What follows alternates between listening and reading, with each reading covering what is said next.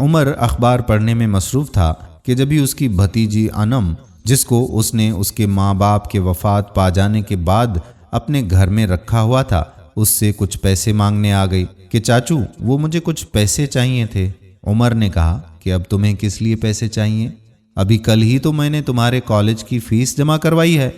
انم نے کہا کہ چاچو وہ کوچنگ کے سر نے کچھ باکس لانے کو کہا ہے، بس اس کے لیے پیسے کچھ چاہیے تھے۔ عمر نے کہا کہ تمہیں دینے کے لیے میرے پاس پیسے نہیں ہیں، اور اپنے یہ چھوٹے موٹے اخراجات کے لیے مجھ سے پیسے مت مانگا کرو، کوئی کام کرو اور ان کو تم خود مینیج کرو۔ خود تو تمہارے ماں باپ مر گئے ہیں اور تمہیں میرے سر پر مصیبت بنا کر چھوڑ گئے ہیں، اچھا ہوتا کہ تم بھی ان کے ساتھ ہی مر جاتی۔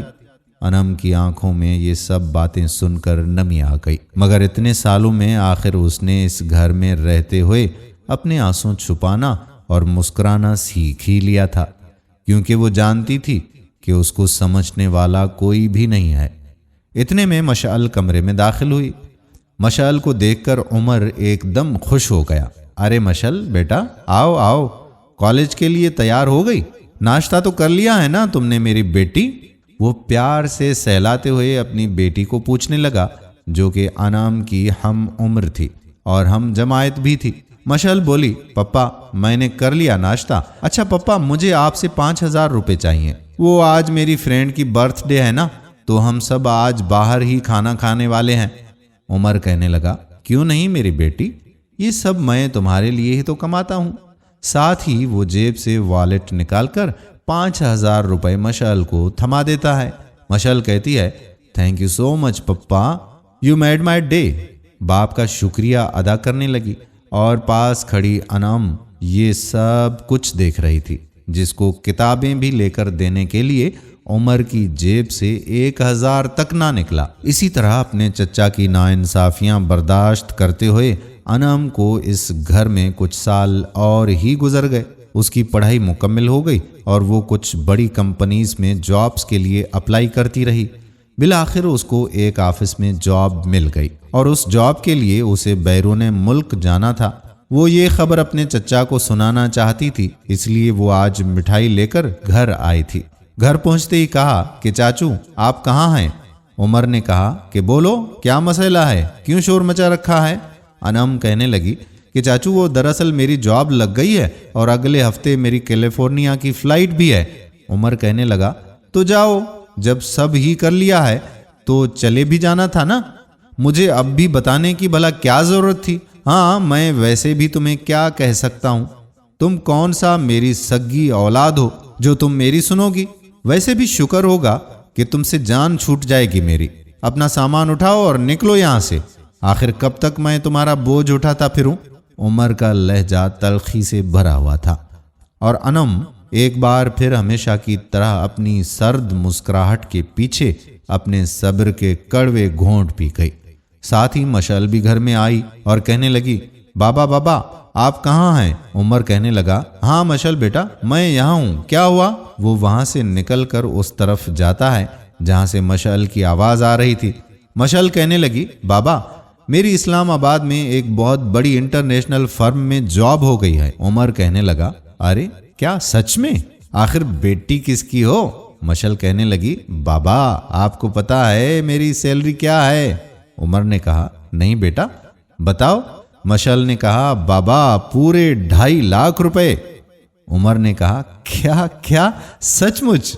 ماشاء اللہ میری بیٹی، آج تو میری بیٹی نے میرا سر فخر سے بلند کر دیا، اللہ تمہیں مزید کامیابیاں دے۔ انم جو یہ سب ساتھ والے کمرے میں کھڑی سن رہی تھی، اسے اپنے آپ پر ترس آنے لگا تھا۔ آج اس کے اتنے بڑی خوشی کو منانے کے لیے اس کے ساتھ کوئی بھی نہیں تھا، مگر وہ شکوہ کرتی بھی تو آخر کس سے کرتی؟ یہ سب تو اس کے نصیب میں لکھا تھا۔ وہ بس خاموش رہ گئی اور ایک ہفتے کے بعد یہاں سے ہمیشہ کے لیے دور ہو گئی اور فیصلہ کر لیا کہ وہ یہاں کبھی واپس نہیں آئے گی۔ کچھ سالوں کے بعد عمر رات کو سو رہا تھا کہ اس کے فون پر ایک کال آتی ہے۔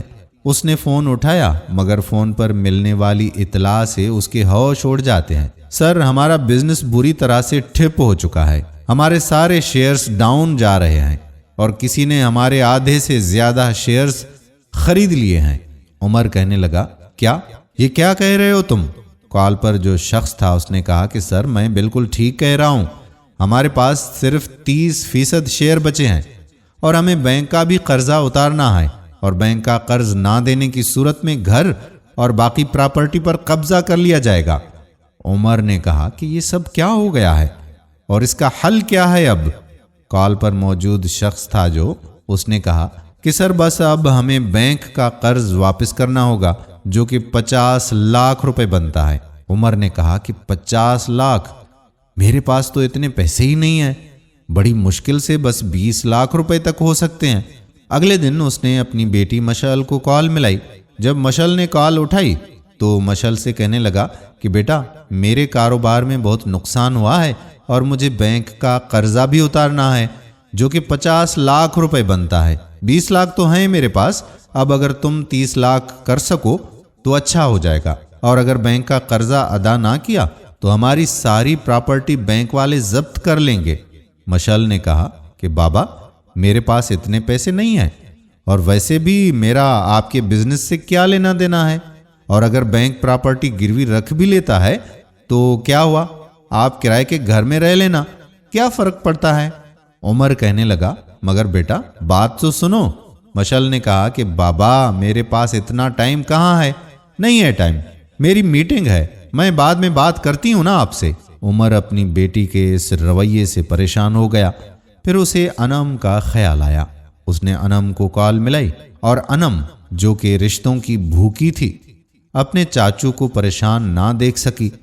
وہ اپنے چچا کو تسلی دینے لگی اور 50 لاکھ روپے کی رقم اس کے اکاؤنٹ میں اگلے ہی دن منتقل کر دی۔ عمر اس مشکل وقت میں کام آنے کے لیے انم کا شکریہ ادا کرنے لگا، اور اتنے سالوں سے اس کے ساتھ کی جانے والی زیادتیوں کے لیے اسے معافیاں مانگنے لگا۔